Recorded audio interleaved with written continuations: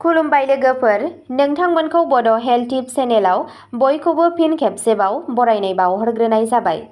आं दिनै नोंथांमोननि सिगाङाव आरोबाव मोनसे गोदान भिडिअ लानानै फैबावलायबाय। आसा खालामो नोंथांमोना भिडिअखौ नायना मोजां मोनगोन। फैदो दानिया भिडिअखौ जागायदिनि।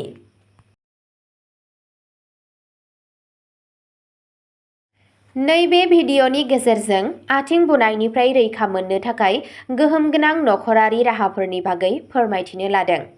आसा खालामो नोंथांमोना भिडिअखौ जोबजासे नायलांगोन। आथिं बुनायनिफ्राय रैखा मोननो थाखाय गोहोम गोनां नखरारि राहा, नों थाबैनो आराम मोनगोन। गोबां जाहोनफोर दं जाय आथिङाव बुनायनि जाहोन जानो हागौ। जुदि नोंथाङा गोबां समावनो आथिं बुनाय जायो, अब्ला बेवहाय माखासे गोख्रै नखरारि फाहामनायफोर दं जायखौ नोंथाङा नाजानो हायो। माब्लाबा मोदोमाव निउट्रिसननि आंखाल, गोबाव समनि थाखाय मोनसे जायगायाव गसंनाय, सानाय जानाय, बांद्राय गिलिर जानाय, गोबाव समनि थाखाय आथिंखौ दिन्दां खालामनानै जिरायनाय, जानाय लोंनायाव सांग्रांथि गैयै बायदिफोराबो आथिङाव बुनायनि जेंना सोमजिहोयो।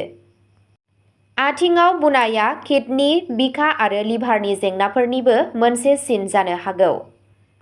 जुदि बुनाया मोनसे सरासनस्रा जाहोननि थाखाय जानाय, अब्ला बेहाय माखासे बोसोनफोर दं जायखौ नोंथाङा नाजानो हायो। नों थाबैनो मोजां मोनगोन। सेथियाव दङ, एसे बिबांनि अलिभ थावआव गरनै गरथाम सामब्राम गुफुरखौ फुदुं। बे थावजों सानसेयाव खनथाम मालिस खालाम, बुनाया लासै लासै खम जालांगोन। नैथियाव दङ, दुगैनायनि उनाव एसे दुंब्रुद बेसरनि थाव एबा थाव गुबैजों आथिंखौ मालिस खालाम। थामथियाव दं, दैयाव खावसे किल'ग्राम आलुखौ रुनानै ला, नोंनि आथिंखौ बे दैयाव सोमना दोन। ब्रैथियाव दङ, सानसेयाव खननै हाइजेंनि थावजों आथिं आसिखौ मालिस खालामनाया बुनायनिफ्राय आराम होयो। बाथियाव दङ, 4 बाहागोनि 1 बाल्थिं दुंब्रुद दैखौ एसे आपेल साइडार भिनेगारजों गलायनानै ला। बे दैयाव टावेलखौ सोमना बेखौ नोंनि आथिं आसिफोराव दोन। दथियाव दङ, सामुसनै दुन्दिया बेगरखौ कापसे खावसेनि दैयाव सोम। दुन्दियाखौ गुन्दै खालामनानै पेस्ट खालाम आरो खावसे घन्टानि उनाव आथिङाव लगाय। नों थाबैनो मोजां मोनगोन। स्निथियाव दङ, गावनि आथिंखौ सानफ्रोमबो एसे अन्थाइ संख्रि एबा रक सल्ट गलायनानै गुदुं दैयाव दोन। बुनाया लासै लासै खम जागोन। दाइनथियाव दङ, एसे माइरंनि गुन्दै खालामना सामुसनै बेकिं सदाजों गलायनानै पेस्ट खालामना बेखौ आथिंफोराव लगाय। 15 मिनिटनि उनाव आथिंखौ सु, बेयो बुनायखौ सुग्लायहोगोन। गुथियाव दङ, खावसे बाल्थिं दुंब्रुद दैयाव 3 निफ्राय 4 थरथिं इउकेलिप्टास, पिपारमिन्ट आरो लेमन एसेन्सियेल थावखौ गलायनानै ला।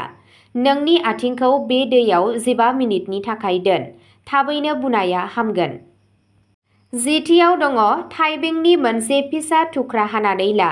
बेखौ नोंनि आथिङाव दोन आरो मोनसे सुतिनि जिजों खानानै ला।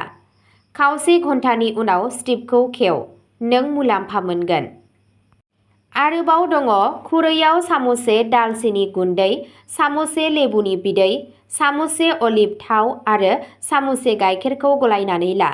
बे गलायनायखौ हरफ्रोमबो नोंनि आथिङाव लगाय, नों गोजोन मोनगोन। आरोबाव दङ, मोनसे सियाव 4 निफ्राय 5 बरफनि थुख्राफोरखौ जोख्लोब आरो बेखौ बुनाय जायगायाव हमना ला, नों सुग्लायनाय मोनगोन। आरोबाव दङ, सामुससे नालेंखर थाव आरो सामुसनै हालदै गुन्दैनि पेस्ट बानाय। बेखौ आथिङाव लगाय आरो बेखौ फोराननायनि उनाव दुंब्रुद दैजों सु। बेफोर राहाफोरखौ बाहायनायनि सिगां माखासे बाथ्राफोरखौ गोसोआव लाखि। जेब्ला नोंनि आथिङाव बुनाय जायो अब्ला जंक फुड आरो प्रिजारभेटिभनि बाहायनायखौ बाङाइ खालाम। पुष्टि गोनां आरो फाइबार गोनां आदारफोर जेरै आपेल, नासपति, थालिर, गाजर, बिट, ब्रकलि, मुग दालि, मटर, राजमा, बुट, गम, बादाम, चिया बेगरफोर बायदि बायदिखौ लाफादेर। संख्रि आरो सिनिखौ जखानि बिबाङाव जा। सानफ्रोमबो बिट जा, बेयो बुनायखौ खम खालामो। बांद्राय दै लोंनाङा। आथिंखौ दिन्दां खालामना जिरायनाङा आरो बांद्राय थाबायनायनिफ्राय गोजानाव था। अब्ला दिनैनि भिडिअ'आ बेखिनियावनो जोब्बाय। नोंथांमोनहा बेबादिनो आरोबाव गोदान गोदान देहानि बागै भिडिअ' नायबाय थानो गोसोब्ला चेनेलखौ साबस्क्राइब खालामनानै लादो आरो भिडिअ'खौ मोजां मोनदोंब्ला अन्नानै लाइक, शेयार आरो कमेन्टबो खालामनानै होलांब्लानो जाबाय। गोजोन्थों।